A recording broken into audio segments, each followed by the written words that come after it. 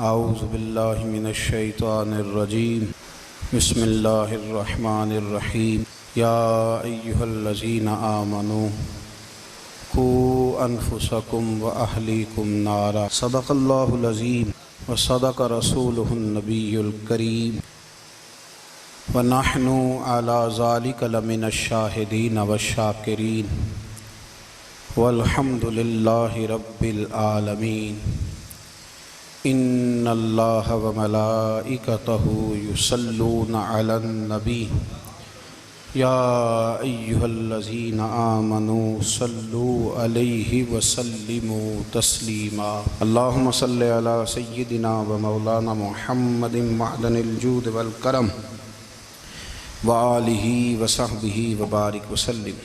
حمد و صلاۃ کے بعد عزیز دوستو، بزرگوں اور بھائیوں، امیر المومنین خلیفۃ المسلمین مراد مصطفیٰ صلی اللہ تعالی علیہ وسلم حضرت سیدنا عمر فاروق رضی اللہ تعالیٰ عنہ کو 26 ذی الحج کو زخم لگا تھا، قاتلانہ حملہ آپ پر کیا گیا تھا، اور 1 محرم الحرام کو اسلام کے اس بطل جلیل، اس قائد، اس لیڈر اور دنیا اسلام پر اپنی سیرت کے انمٹ نقوش چھوڑنے والے اس خوبصورت انسان نے دنیا سے پردہ فرمایا۔ حضرت عمر فاروق رضی اللہ تعالیٰ عنہ ان لوگوں میں سے ہیں جو ابن الوقت نہیں ہوتے، ابو الوقت ہوتے، جو وقت کے مطابق نہیں بدلتے بلکہ وقت کو اپنے مطابق بدل دیا کرتے ہیں۔ یہ وہ لوگ تھے کہ دین ان کا اوڑھنا بچھونا تھا، ان کا چلنا پھرنا دین تھا، ان کا ہنسنا اور رونا دین تھا۔ انہیں علم الیقین سے لے کر عین الیقین تک ایک خاص مقام اللہ نے عطا کر دیا تھا، تو بس پھر یہ سمجھ گئے تھے کہ دین ہی زندگی ہے، دین ہی روح ہے، اور دین ہی ہماری اصل ہے۔ نبی کریم صلی اللہ تعالیٰ علیہ وسلم نے فرمایا کہ میں نے خواب دیکھا ہے، کچھ لوگوں کو میں نے قمیضیں پہنے ہوئے دیکھا، کچھ کی قمیضیں ناف تک تھیں، کچھ کی پیٹ تک تھیں، اور کچھ کی گھٹنوں تک تھیں۔ عمر، میں نے تمہیں بھی دیکھا ہے، تمہاری قمیض تو پیروں سے ٹکرا رہی تھی۔ تو حضرت عمر کہنے لگے، حضور خواب کوئی دیکھتا ہے، تعبیر کوئی بتاتا ہے، پر یہاں کمال یہ ہے کہ خواب بھی آپ نے بتایا ہے، تعبیر بھی آپ ہی بتائیں گے۔ حضور پھر بتا دیں اس خواب کی تعبیر کیا ہے؟ تو حضور نے فرمایا تعبیر یہ ہے کہ کسی کا دین ناف تک، کسی کا گھٹنوں تک، کسی کا پیٹ تک، اور عمر تو سارا ہی دین میں لپٹا ہوا ہے، تو سارا ہی دیندار ہے، سارا ہی۔ حضرت عمر فاروق رضی اللہ تعالیٰ عنہ آئیڈیل ہیں، ایک ہیرو ہیں۔ ان کی زندگی کے درجنوں پہلو ہیں، ہر سال ہم ایک پہلو بیان کر دیتے ہیں، کبھی عدل و انصاف پہ بات کر لیتے ہیں، کبھی نظام حکومت پر۔ ان کی زندگی کا ایک پہلو آج بھی ہماری گفتگو کا عنوان رہے گا، پر حضرت عمر کا مرتبہ اور مقام یہ ہے کہ نبی کریم علیہ السلام نے فرمایا کہ جبریل امین 950 سال میرے عمر کی شان بیان کریں تو عمر کی شان ختم نہیں ہوتی۔ 950 سال اگر حضرت جبریل بھی بیان کریں تو یہ مقام ہے سیدنا فاروق اعظم کا۔ اللہ تبارک و تعالیٰ نے جس طرح سارے نبیوں میں شان حضور کو عطا فرمائی، اسی طرح تمام نبیوں کے حواریوں میں سب سے زیادہ شان حضور کے غلاموں کو عطا فرمائی۔ قرآن مجید میں اللہ کریم نے فرمایا یا ایھا الذین آمنوا قوا انفسکم واہلیکم نارا، فرمایا اے ایمان والو، خود بھی جہنم کی آگ سے بچو اور اپنے گھر والوں کو بھی دوزخ کی آگ سے بچاؤ۔ خود بھی بچو اور اپنے گھر والوں کو بھی۔ کس کو جی؟ جی ہماری ساری نصیحتیں باہر والوں کے لیے ہیں۔ باہر ہمیں بہت بڑا لیکچر بھی دینا پڑے تو چلتا ہے، بہت بڑی داستان سرائی بھی کرنی پڑے تو چلتی ہے، سٹیٹس اور معیار یہ ہے کہ سارا کچھ باہر والوں کے لیے، اور گھر کے وہ پھول جن کی آبیاری بھی ہم نے کرنی تھی، کو جڑی بوٹیاں اور گائیں تو وہ کاٹنی بھی ہم نے خود تھی، دھوپ اور چھاؤں کا خیال بھی ہم نے رکھنا تھا، وہاں ہماری نظر نہیں ہوتی۔ پڑوسی کے بچے کیا کر رہے ہیں یہ سارا پتہ ہوتا ہے، اور میرے گھر میں کیا گل کھل رہے ہیں اس کی مجھے خبر نہیں ہوتی۔ حضرت عمر فاروق نے جب یہ آیت نازل ہوئی تو فوراً عرض کیا، یا رسول اللہ صلی اللہ علیہ وسلم، اس کا کیا مطلب ہے کہ خود بھی دوزخ کی آگ سے بچو اور اپنے گھر والوں کو بھی بچاؤ؟ تو نبی کریم علیہ السلام نے فرمایا، عمر اس کا مطلب یہ ہے کہ جن چیزوں کا اللہ رسول تمہیں حکم دیتے ہیں تم اپنے گھر والوں کو ان چیزوں کا حکم دو، اور جن چیزوں سے اللہ رسول تمہیں منع کرتے ہیں تم اپنے گھر والوں کو بھی ان چیزوں سے منع کرو۔ حضرت عمر فاروق کی زندگی میں جو چیز آپ کو بہت زیادہ ملے گی نا، وہ یہ ہے کہ آپ نے جتنا کڑا احتساب محاسبہ باہر والوں کا کیا ہے نا، اس سے زیادہ بڑھ کے اپنا اور اپنے گھر والوں کا کیا ہے۔ یہ بڑا عجیب معاملہ ہے کہ ہم جتنے لوگ ہیں ہمارا معیار یہ ہے کہ سامنے والا غلط ہے اور میں ٹھیک، یعنی دوسرے کا بچہ گلی میں نظر آ جائے تو اس کی غلطیاں نکلنی شروع ہو جائیں گی، اور میرا بچہ سارا شہر گھوم آئے ایک ٹائر پہ موٹر سائیکل پہ، تو ہم کہتے ہیں کہ ابھی بچہ ہے، انشاءاللہ سیانا ہو جائے گا۔ اگر ابا جی آج تک سیانے نہیں ہوئے کہ اس کو سمجھا لیں، تو پھر بیٹے کا سیانا ہونا تو ہو سکتا ہے کہ وہ 60-70 سال لگ ہی جائیں۔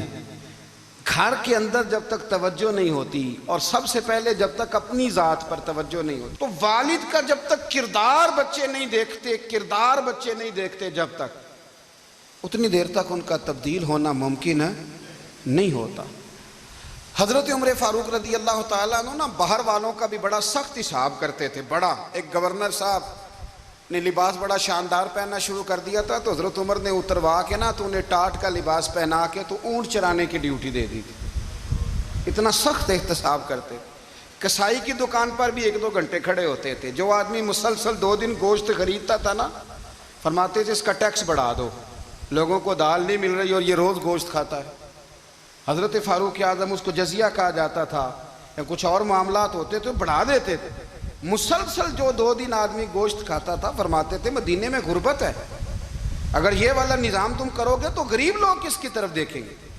لیکن اس سے زیادہ بڑھ کر جو ان کی زندگی کا معیار اور سٹیٹس تھا وہ یہ تھا کہ اپنے گھر کا خاص خیال رکھتے، خاص توجہ کرتے۔ ملک شام سے اور ایران سے کچھ لوگ آپ کی خدمت میں آئے، تو وہاں سے کچھ کنیزیں بھی آئیں، ان کے بادشاہ پیغام لے کے۔ شاہ ایران کی کنیز کو ملکہ نے کہا کہ نا حضرت عمر کی زوجہ کو دیکھ کے آنا ذرا کس طرح کی ہے۔ ہمارے ملک میں کیا کہتے ہیں، خاتون اول، جی خاتون، باقی سارے دووں میں خاتون اول، ذرا خاتون اول کو دیکھ کے آنا۔ تو وہ جب آئی نا گھر میں ملنے، تو کہا کہ مجھے میری ملکہ نے کہا تھا کہ عمر کی زوجہ سے، اہلیہ سے ملاقات کر کے آنا۔ تو حضرت عمر کی اہلیہ نے نا ایک جوڑا کپڑوں کا دے دیا ملکہ کے لیے، اور ایک خوشبو کی شیشی دے دی۔ اب جب وہ تحفے وہاں گئے تو اس ملکہ نے نا کچھ سونے کا سامان بھیجا، کچھ زیورات بھیجے، کچھ تحائف بھیجے۔ جب حضرت عمر کے گھر آئے نا، وہ خادم لے کے آیا، اس نے کہا جی آپ کی اہلیہ نے تحفے بھیجے تھے، تو جواب میں شاہ ایران کی بیوی نے، یہاں جس ملک کا وہ سفیر تھا، انہوں نے بھی یہ بھیجے۔ تو حضرت عمر فاروق نا وہ تحفے لے کے گھر گئے، تو جا کے کہنے لگے اپنی اہلیہ سے، یہ تو کب سے تحفے تحائف بھیجنے لگ گئی ہے، یہ کب سے نظام شروع ہو گیا؟ تو کہ حضور تحفہ دینا لینا تو ٹھیک ہے، سنت ہے، محبت بڑھتی ہے، تو یہ کوئی قباحت نہیں، اور میں نے اپنی ذاتی استعمال کے لیے جو چیزیں رکھی تھی وہ میں نے دی ہیں۔ تو حضرت عمر فاروق رضی اللہ تعالیٰ عنہ فرمانے لگے، ہم نے کسی ملک کے ساتھ اور اس کے بادشاہ کے ساتھ ذاتی تعلق نہیں بنانا، تعلق جو بھی بنے گا رسول اللہ کے دین کی برکت سے بنے گا، ذاتی رشتے نہیں ہم نے قائم کرنے۔ ذاتی آپ کے ملک کی جو ایئر لائن جس کا ہر سال خسارے کا ڈنڈورا پیٹا جاتا ہے نا، وہ ہمارے بادشاہ صاحب اور صدر صاحب اگر غیر ملکیوں کو گھوڑا کبھی بھیجنا ہو نا، گھوڑا، تو پورا ایک جہاز گھوڑا لے کے تحفے میں جاتا ہے، پورا جہاز غریب قوم کا یہ سرمایہ، اور قوم بڑی بادشاہ ہے، لائنوں میں لگ کے ووٹ دیتی ہے۔ 2 کام ہمیشہ لائن میں لگ کے کرنے، ایک بل لائن میں لگ کے جمع کرانا ہے، اور ایک ووٹ لائن میں لگ کے، تاکہ پھر پورے 5 سال لائن میں ہی لگے رہیں. مرضی سے آپ ووٹ دینا، پر جو بات درست ہے اس کو سنو. حضرت عمر فاروق رضی اللہ تعالیٰ عنہ نے اپنی اہلیہ سے پوچھا کتنے کا تھا وہ تیرا جوڑا اور خوشبو کی شیشی؟ انہوں نے کہا 3 دینار کی. فرمایا یہ 3 دینار تیرے اور باقی جو تحفے آئے ہیں وہ تو خود کہہ، چونکہ اس نے تیرے نام بھیجے ہیں. تو کہہ کہ میں مال غنیمت میں دیتی ہوں، تو کہہ میں مسلمانوں کو کہہ. تو زوجہ ہنس پڑی، کہنے لگی میں نہ بھی کہوں تو مجھے کہنا تو پڑے گا ہی، کہنا تو میں نے ہے ہی، جو کہ سامنے عمر فاروق ہیں، لہذا فرمایا کہہ دیتی ہوں میں نے دیا خزانے کو. حضرت عمر نے جمع کرا لیا. میں یہ کیا بات ہوئی؟ میرے گھر والے جو مرضی کریں، ان کا معیار زندگی جس طرح کا مرضی ہو. اور حضرت عمر ایک جملہ کہا کرتے تھے، اللہ کرے کہ یہ باتیں اس دور حاضر میں ہماری سمجھ میں آئیں. حضرت عمر فاروق رضی اللہ تعالیٰ عنہ اپنے بچوں کو فرمایا کرتے تھے کہ بہت آدمی کو بھوک لگی ہو نا، اور پھر اس کی پسند کا کھانا پکا ہو تو اتنے شوق سے وہ اس کھانے کو دیکھتا ہے نا، فرمایا اس طرح پوری قوم اپنے بادشاہوں کے خاندان کو دیکھتی ہے. اس تیزی کے ساتھ دیکھتے ہیں کہ ان کے گھر میں کیا ہو رہا ہے، ان کا معیار زندگی کیا ہے، ان کا سٹیٹس کیا ہے. سیدنا فاروق اعظم رضی اللہ تعالیٰ عنہ نے اپنے گھر کے اندر اپنے بچوں، آپ کے بچے دونوں کاروبار کے لیے مصر گئے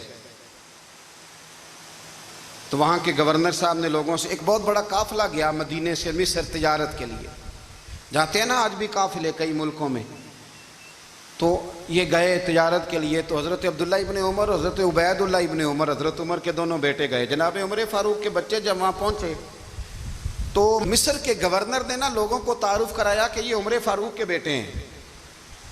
یہ حضرت یہ چودھری کے بیٹے کو کون بتاتا ہے کہ تو چودھری کا بیٹا ہے؟ باہر والے بتاتے ہیں، گھر والے جی. اور سیٹھ صاحب کے بیٹے کو کون بتاتا ہے کہ تو سیٹھ صاحب کا بیٹا ہے؟ اور مالک کو کون بتاتا ہے کہ تو مالک کا بیٹا ہے اور یہ کرایہ دار ہے؟ یہ کون بتاتا ہے؟ یہ سوچ ہم دیتے ہیں بچوں کو.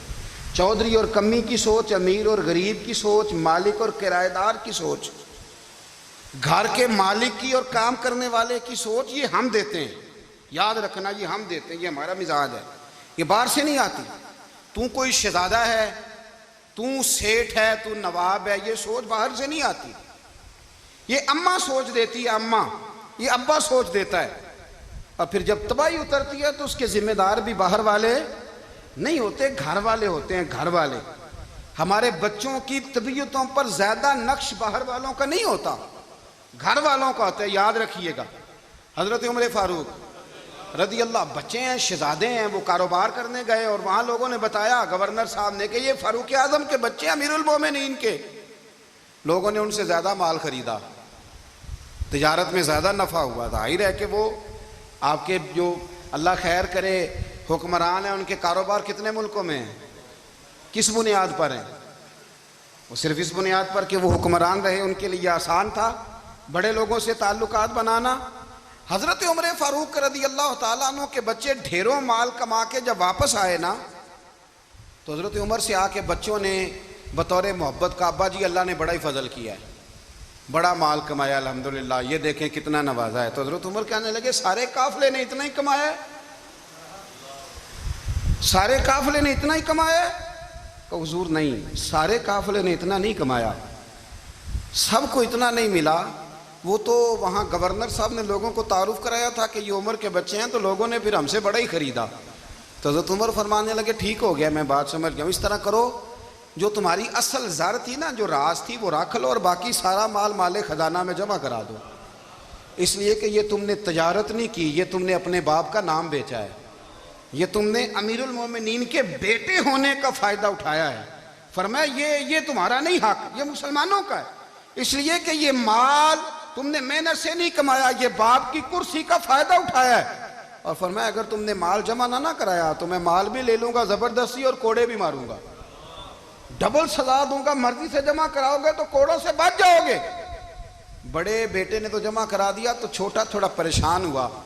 تو حضرت عبداللہ ابن عمر چھوٹے کا ماتھا چوم کے کہنے لگے بیٹے چپ کر کے جمع کرا، یہاں بھی فخر کر کے ہم عمر کے بیٹے ہیں اور قیامت میں بھی فخر کریں گے کہ ہم فاروق اعظم کے بیٹے ہیں. یہاں بھی ناز کریں گے اور وہاں بھی ناز کریں گے کہ عمر کے بچے ہیں، ہمارے باپ نے خود بھی حلال ہی کھایا ہے، اور جب ہماری کمانے کی باری آئی ہے تو ہمیں حکم بھی حلال کھانے کا دیا۔ بھائی ہمارا مزاج دیں۔ بچہ جب لے کے آتا ہے 2 لاکھ روپیہ تو کبھی پوچھے کہاں سے آیا ہے؟ جب وہ پہلے دن غلط دوستوں کے پاس جا کے بیٹھتا ہے تو کبھی نکالا ہے گھر سے اسے؟ یہ بہت سارے خمیازے ہمیں اس لیے بھگتنے پڑتے ہیں کہ ہم ابتدا میں سوراخ بند نہیں کرتے، جب اس میں شگاف پڑ جاتا ہے، سیلاب آتا ہے تو ہمیں ہوش آتی ہے۔ حضرت عمر نے اپنے گھر میں نگرانی رکھی، کڑی نگرانی۔ زیادہ نماز گھر میں پڑھتے تھے حضرت عمر، نفلی نمازیں زیادہ کیوں بلا؟ بھائی یاد رکھیں کہ آپ نے اگر سجدہ کرنا ہے تو بچہ لیٹ جائے گا، وہ اسے پتا کوئی نہیں سجدہ کیا ہے، لیکن جب گھر میں کبھی قرآن ابا جی کھول لینا، جب ابا جی کا موڈ بن جائے نا لیکچر دینے کا، وہ گھر میں شروع ہو جاتے ہیں، کہتے ہیں آپ لوگ نماز نہیں پڑھتے اس لیے میرے کاروبار میں برکت کوئی نہیں، تم سویرے قرآن پاک نہیں کھولتے تو میں تباہ ہو گیا۔ تو میاں آپ نے کب گھر میں قرآن پاک کھولا تھا؟ آپ نے کب نماز پڑھی؟ آپ نے کب گھر کے اندر اللہ رسول کا ذکر کیا تھا؟ آپ نے کب حدیث چھیڑی؟ آپ نے بھی تو گھر کے اندر جب بھی آپ آئے ہیں تو آپ نے وہی کچھ کیا جو دنیا دار کرتے ہیں۔ آپ بھی تو اپنا موبائل لے کے الگ کونے میں بیٹھ گئے، آپ نے بھی تو کہا ہے کہ اب تمہارے چینل ختم، اب میری مرضی والا چلے گا۔ تو جو آپ نے کیا ہے بچے بھی وہی کام کریں گے۔ آپ نے بھی گپ شپ لگائی ہے تو وہ بھی لگا رہے ہیں۔ یہ سمجھ لیں جو کام آپ کریں گے آپ اپنے بچوں کی سیرت میں اس کا جلوہ دیکھ لیں گے۔ بڑی پکی سی بات ہے کہ آپ کو بچے کی عادتیں دیکھ کے سمجھ آ جائے گی کہ میں بھی یہی کرتا تھا اور یہ بھی۔ حضرت عمر فاروق رضی اللہ تعالیٰ عنہ وصال فرما گئے تو آپ کے وصال کے بعد حضرت عثمان غنی رضی اللہ تعالیٰ عنہ نے آپ کی ایک بیوہ سے نکاح کیا، حضرت عمر کی ایک بیوہ سے۔ جب وہ آپ کے نکاح میں آئی تو کہنے لگی حضرت عثمان غنی سے کہ حضور نہ تو میں خوبصورت ہوں اور نہ میں جوان ہوں، نہ آپ کی کوئی خدمت کر سکتی ہوں، میرے ساتھ نکاح کرنا سمجھ میں نہیں آیا۔ کیا شاندار جواب دیا حضرت عثمان غنی نے، کیا خوبصورت جواب دیا۔ فرمانے لگے میں نے اس لیے نکاح نہیں کیا کہ مجھے تمہارے حسن سے دلچسپی تھی یا تمہاری خدمت کی ضرورت تھی، میں نے تو اس لیے نکاح کیا ہے کہ مجھے بتاؤ عمر فاروق گھر کے اندر اپنے رب کی عبادت کس طرح کرتے تھے، وہ قرآن پاک کس طرح پڑھتے تھے، وہ رویا کیسے کرتے تھے، استغفار کا طریقہ کیا، کس وقت کس انداز میں وہ اپنے رب کو یاد کرتے تھے۔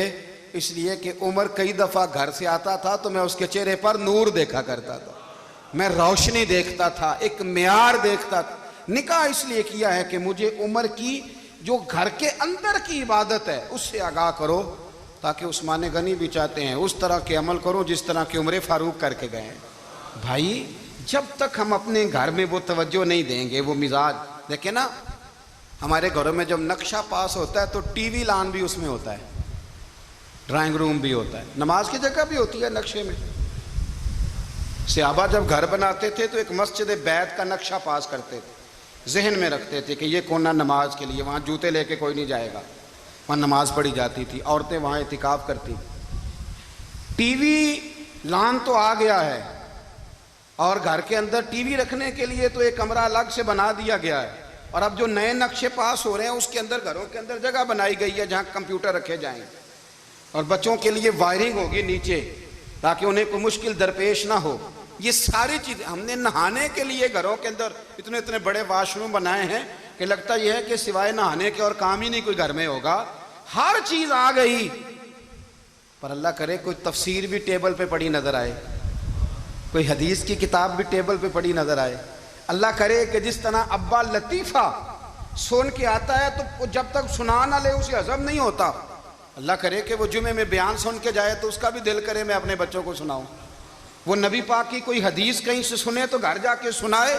جب تک یہ معیار نہیں بنتا آپ کیسے توقع کرتے ہیں کہ گھر کے اندر اللہ کی رحمتیں نازل ہوں گی؟ آپ یہ کیسے توقع کرتے ہیں کہ گھر کے اندر وہ معیار اور وہ مزاج بنے گا؟ حضرت عمر فاروق نے ذاتی زندگی پر جو توجہ دی، گھر والوں کے معیار پر جو توجہ دی حضرت عمر فاروق رضی اللہ تعالیٰ عنہ نے، وہ بھی بڑی دیدنی ہے۔ حضرت ابو موسیٰ اشعری کو نا آپ نے وزیر خزانہ بنایا، وزیر خزانہ۔ تو حضرت ابو موسیٰ اشعری کہتے ہیں کہ حضرت عمر کو شیخ خزانے میں رہنے تو دیتے نہیں تھے۔ ایک دن نا میں صفائی کر رہا تھا اس کمرے کی جس میں خزانہ رہتا تھا۔ ہمارے تو ملک میں جو جاتا ہے وہ صفائی کر کے ہی جاتا ہے، اللہ خیر کرے. اور خیر معیار بدلتا ہے. جو پچھلی حکومت ہوتی ہے وہ قرضہ اٹھاتی ہے, وہ باہر سے جاتی ہے تو قرضہ لے کے آتی, اور جو نہیں آتی ہے وہ کہتی ہے ہمیں پیکج مل گیا ہے. وہ قرضہ نہیں اٹھاتے, ان کو کیا ملتا ہے؟ یعنی پچھلی نے قرضہ لیا تھا اور ہم نے, واہ جی واہ کیا خوبصورت انداز ہے. اس کا نام بدل کے نا, انہوں نے قرضہ لیا تھا اور ہم نے, میں کہا بڑے شاندار سیانے بندے ہو گئی.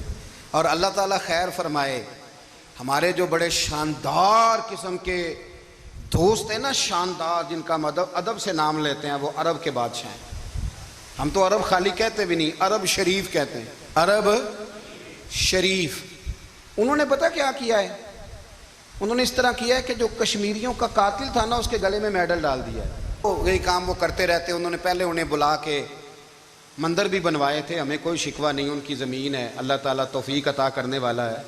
پر خیال یہ تھا کہ چلو کشمیریوں کے زخموں پر نمک نہ چھڑکتے, 2 مہینے انتظار کر لیتے, کچھ حالات سنور جاتے, کچھ تھوڑا انتظار. ہیں ہمارے دوست, ہمارے وزیر اعظم صاحب جب جاتے ہیں تو وہ پھولوں کا ہار ڈالتے ہیں ہمارے دوست.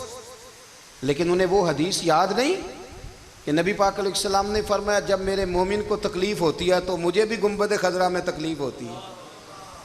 انہیں نہ کشمیریوں کا خون یاد نہیں آیا, انہیں برہان وانی کی کٹی ہوئی لاش یاد نہیں آئی, انہیں 30,000 بیوہ عورتیں 30,000 بیوہ عورتیں یاد نہیں آئی, 30,000 بیوہ عورتیں جن کے سہاگ اجڑ گئے, اور انہیں 1.25 لاکھ یتیم بچہ یاد نہیں آیا جو یتیمی کی زندگی گزار رہا ہے. اور اس کے باوجود بہت بڑے ذمہ دار ہیں وہ.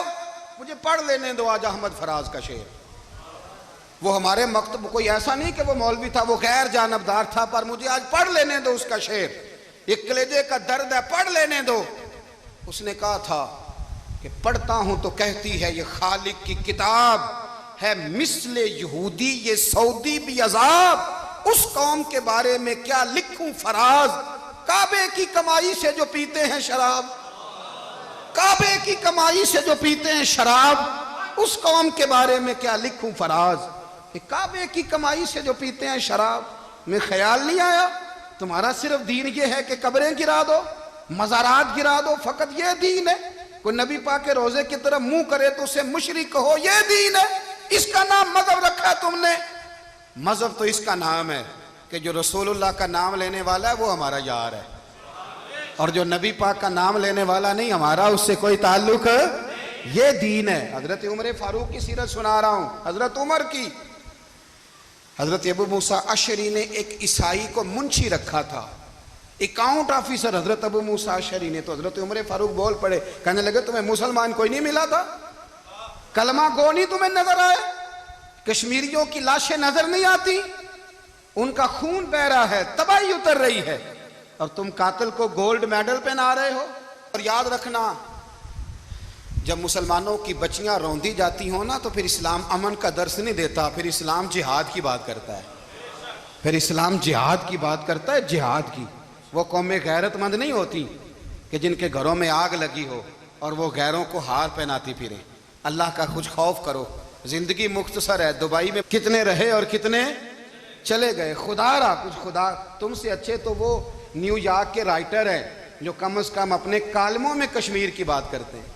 تم سے اچھا برطانیہ کا وہ شخص ہے جو کم از کم BBC لندن پہ رپورٹ جاری کرتا ہے تو کہتا ہے کشمیر پہ ظلم ہو رہا ہے. تم سے تو وہ اچھے رہ گئے. تم نے بات کرنا تو دور کی بات, تم نے دشمنوں کے گلے میں ہار پہنانے شروع کر دیے. کل جب پوچھیں گے بلا کے تم کو اپنے سامنے, کیا جواب جرم دو گے تم خدا کے سامنے. بڑی تکلیف ہوئی, بڑی تکلیف ہوئی. وہ نا منصور حلاج کو پھانسی دی جا رہی تھی تو حضرت جنید بغدادی بھی آ کے دیکھنے لگے. تو منصور حلاج کہنے لگے بابا سارا زمانہ دیکھے پر تو نہ دیکھ, سارا زمانہ تماشا دیکھے انہیں تو پتہ کوئی نہیں نا, تو نہ دیکھ. عرب شریف والو, ٹرمپ اسے انعام دیتا تو تکلیف کوئی نہیں تھی, ملکہ وکٹوریا اسے انعام دیتی تو تکلیف کوئی نہیں تھی, پر تم تو نہ ایسا کرتے. تم تو اپنے تھے, تم تو کلمہ گو تھے, تم تو یہ ظلم نہ کرتے, تم تو یہ حرکت نہ کرتے. میں کہتا ہوں ٹھہر ہی جاتے. جانا نہیں دنیا سے, اللہ کے حضور حاضر نہیں ہونا. جب رسول اللہ قبر میں آئیں گے تو کیا جواب دو گے؟ خدا را حضور نے فرمایا تھا گناہ روک نہیں سکتے تو دل میں ہی برا جان لو. ذالک اضعف الایمان، یہ کمزور ایمان ہے، کم از کم اتنی حد تک تو آ جاؤ دشمن سے گلے تو نہ ملو. خدا را سمجھیں ہمارا پہلا تعارف یہ ہے کہ ہم رسول اللہ کے غلام ہیں. اقبال نے کہا تھا وطن کا بت نہ بنانا، وطن کو بت نہ بنانا. اقبال کہنے لگے ان تازہ خداؤں میں بڑا سب سے وطن ہے، جو پیرہن اس کا ہے وہ مذہب کا کفن ہے. اس لیے کہ بازو تیرا توحید کی قوت سے قوی ہے، اسلام تیرا دیس ہے. اسلام تیرا دیس ہے کیونکہ تو مصطفی ہے، تو نبی پاک والا ہے، مصطفیٰ والا. اسلام تیرا دیس ہے، تو مصطفی ہے. امریکہ میں جو مسلمان رہتا ہے ہمارا بھائی ہے، اور پاکستان میں جو مرزائی رہتا ہے اس سے ہمارا کوئی تعلق نہیں ہے. حضرت عثمان غنی نے اپنے چچا کے بیٹے سے کہا تھا کہ تو کلمہ نہیں پڑھتا تو تیرا میرا رشتہ کوئی نہیں. بلال حبش سے آیا ہے پر میرے نبی کا غلام ہے تو سگے بھائیوں سے بھی آگے ہے. ہزاروں قومیں وجود میں آئیں دہر میں خوش کو تر کے رشتے سے، پر ہم نے بنیاد دوستی رکھی یاد خیر البشر کے رشتے سے. اپنی ملت پر قیاس اقوام مغرب سے نہ کر، خاص ہے ترکیب میں قوم رسول ہاشم. کچھ خیال کرے. پہلا تعارف دین ہے، اگر دین نہیں تو پھر کسی وطن کی کوئی ضرورت. اس لیے کہ پاکستان کا تصور اقبال نے پیش کیا نا، تو اقبال کہنے لگے ان تازہ خداؤں میں بڑا سب سے وطن ہے جس کو تم بت بنا کے پوجتے ہو. ہمارا وطن تو ہمیں جان سے زیادہ پیارا ہے، پر پہلے پاکستان نہیں، پہلے اسلام. پہلے اسلام تیرا دیس ہے، تو مصطفی ہے. تو آمدہ برسر مطلب حضرت عمر فاروق رضی اللہ تعالی عنہ.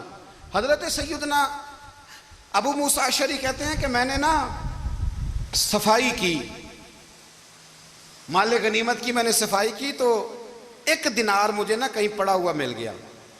تو فرماتے ہمیں اجازت ہوتی تھی کہ ایک آدھ دینار ہم اپنی مرضی سے کہیں خرچ کر سکتے. اگر آپ ناراض نہ ہوں تو ہمارے ہاں جب چیئرمین صاحب ناظم صاحب ٹھیکے دیتے ہیں تو ٹھیکیدار ان کا چھوٹا بھائی ہوتا ہے، یا چچا کا بیٹا ہوتا ہے، یا خالہ کا بیٹا ہوتا ہے. وہ خود ناظم ہوتے ہیں اور ان کا چھوٹا بھائی ٹھیکیدار ہوتا ہے. یعنی وہ نا سارا کچھ گھر کے اندر ہی رہتا ہے. گھر کے اندر ایک پیسہ دیتا ہے، دوسرا واپس اس کو واپس کر دیتا ہے، گھر کے اندر ہی. اب تو خیر ہمارے لوگ سمجھدار ہو گئے. ایک بندہ ایک سیاسی جماعت میں ہوتا ہے، دوسرا دوسری میں، اور تیسرا جس کی بھی حکومت آئی حکومت تو ہماری رہے گی نا. ایک بندہ تو ہے نا اس جماعت میں. یہ اچھا لوگوں نے ایک طریقہ نکالا ہے. تو حضرت عمر کے بیٹا گزر رہا تھا تو حضرت ابو موسیٰ اشعری کہتے ہیں میں نے صفائی کی تو ایک دینار نکلا. تو میں نے وہ ایک دینار نا حضرت عمر کے بیٹے کو دے دیا. میں نے کہا لو بیٹا اپنے چچا کی طرف سے تحفہ. تو گھر جا کے انہوں نے حضرت عمر کو بتایا کہ چچا نے پیسے دیے ہیں. چھوٹے بچے تھے.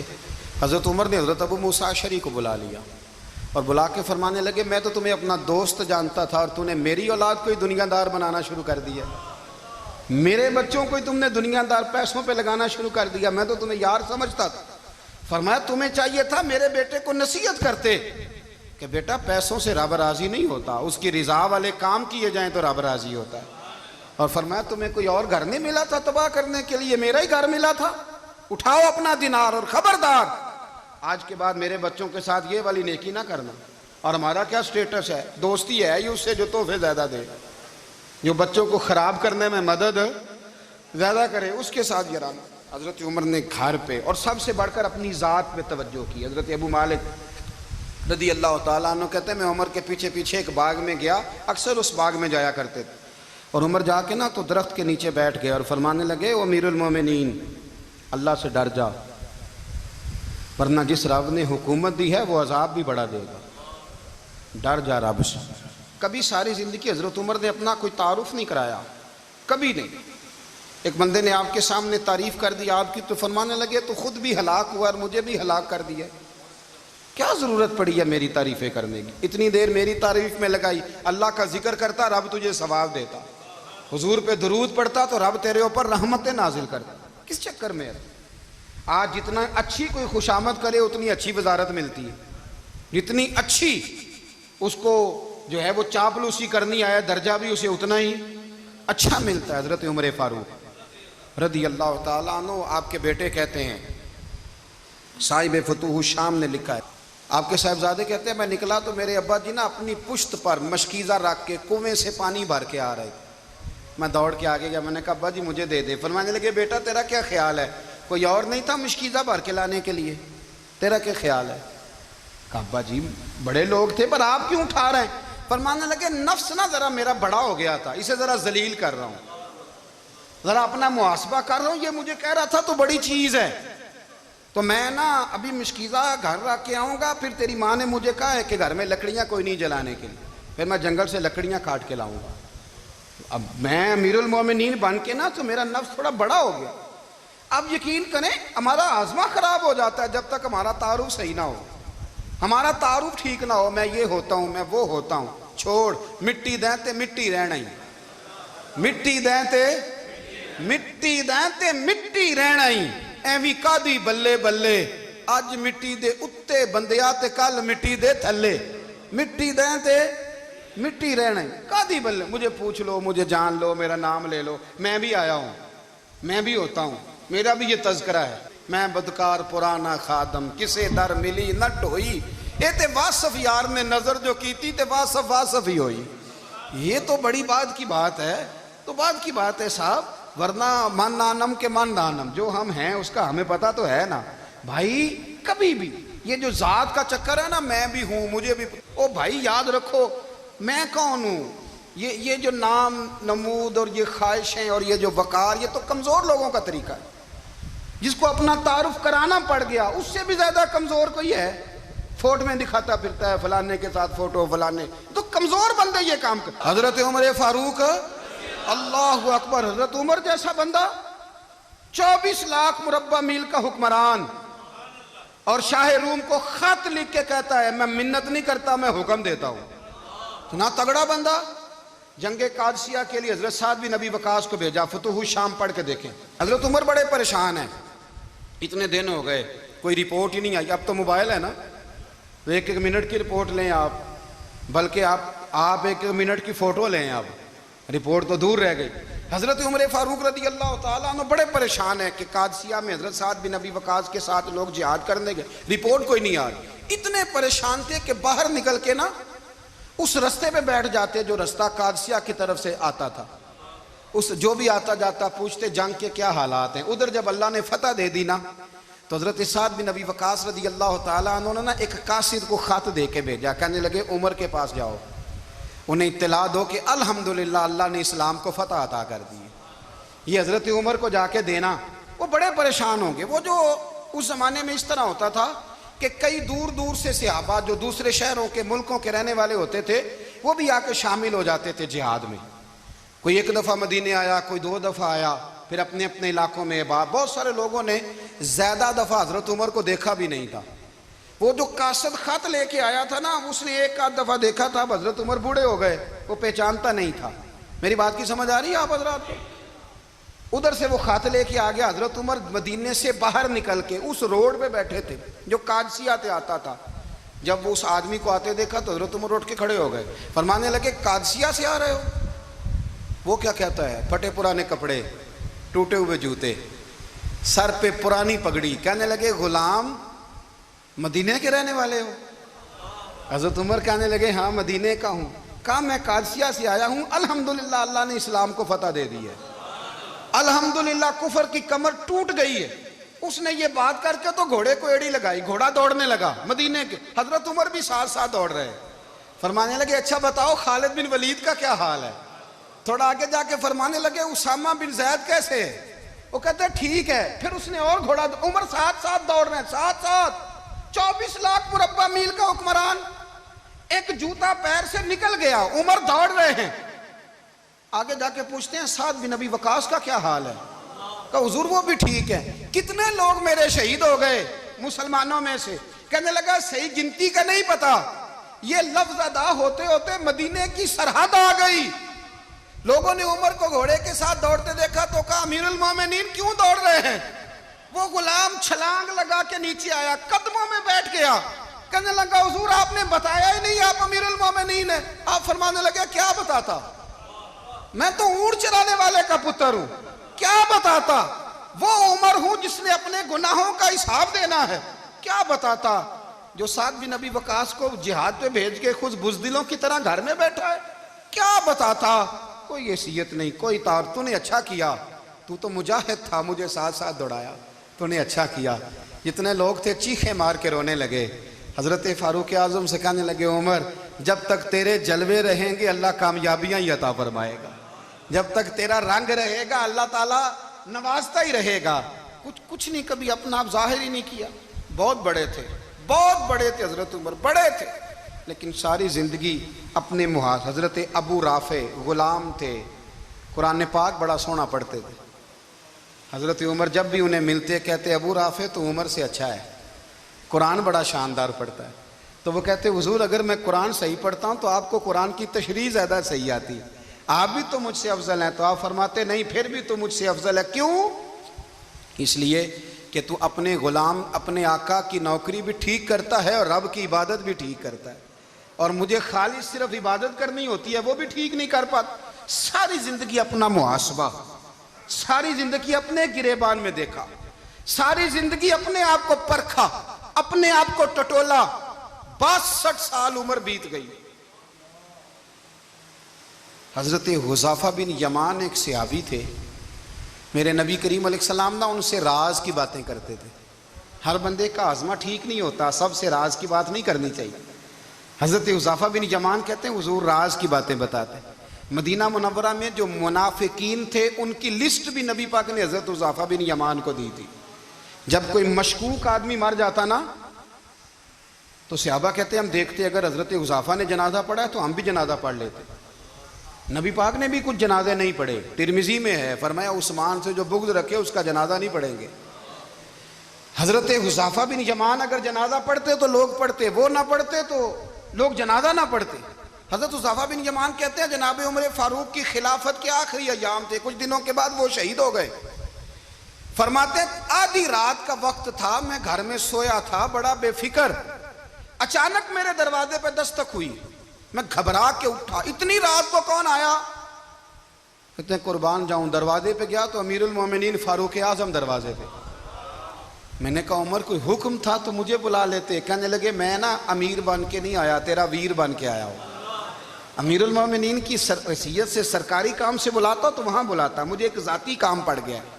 کہتے ہیں میں نے عمر کو گھر کی اندر بلا کے چارپائی پہ بٹھایا، میں نے کہا حضور میں غریب آدمی ہوں، میں کیا آپ کے کام آ سکتا ہوں؟ تو کہتے ہیں انہوں نے نا مجھے ساتھ بٹھا لیا، پھر میرا ہاتھ پکڑ لیا، کہنے لگے تو عمر کو جانتا ہے؟ عمر جھوٹ نہیں بولتا، تو جانتا ہے عمر وعدوں کا پکا ہے؟ کہا حضور جانتا ہوں۔ کہا میں اس وقت آیا ہوں جب دیکھ بھی کوئی نہیں رہا۔ حضرت حذیفہ بن یمان کہتے ہیں پریشان ہو گیا، حضور پہلیاں نہ بجھوائیں، مہربانی کریں بتائیں کدھر آئے ہیں؟ تو حضرت عمر فاروق فرمانے لگے 62 سال کا ہو گیا ہوں، 63 میں چل رہا ہے، داڑھی سفید ہو گئی ہے، پھل پک گیا، اٹھ فریدہ ستیا، داڑھی آ گئی پور، اگا نیڑے آ گئی، پیچھا رہ گیا دور۔ اب قبر اشر کا معاملہ صاف نظر آنے لگا ہے۔ کہا حضور مجھ سے کیا چاہتے ہیں؟ حضرت عمر رو پڑے، کہنے لگے آج میں عشاء کے بعد نکلا ہوں تو نبی پاک کے صحابہ مجھے نیک کہہ رہے تھے، پھر میں نے بچوں کی ماں سے اور بچوں سے بھی پوچھا ہے، وہ بھی مجھ سے راضی ہیں، پر حذیفہ تیرے ساتھ نبی پاک راز کی باتیں کرتے تھے، سچ بتا کہیں عمر کا نام منافقوں میں شامل تو نہیں؟ سچ بتا ان منافقین میں تو شامل نہیں، کہیں اوپر سے تو نہیں سارا کچھ؟ حضرت حذیفہ بن یمان کہتے ہیں میں باپ کے مرنے پہ اتنا نہیں رویا جتنا عمر کے سوال پہ رویا۔ میں قدموں میں بیٹھ گیا، میں نے کہا نہیں عمر یہ تو میں نے نہیں سنا، لیکن یہ میں نے نبی پاک سے ضرور سنا ہے کہ میرے بعد اگر کوئی نبی ہوتا تو عمر ابن خطاب ہوتا۔ یہ میں نے اپنے کانوں سے سنا ہے کہ عمر جس گلی سے گزرے شیطان رستہ بدل جاتا ہے۔ یہ میں نے اپنے کانوں سے سنا ہے کہ 950 سال حضرت جبریل جناب عمر کی شان بیان کریں تو پھر بھی بیان نہیں ہو سکتا، یہ میں نے ضرور سنا۔ دوستو ساری زندگی حضرت عمر نے اگر دوسروں کا محاسبہ کیا تو اپنا اور اپنے بچوں کا بھی کڑا خیال رکھا، اپنی ذات پر بڑی توجہ دی۔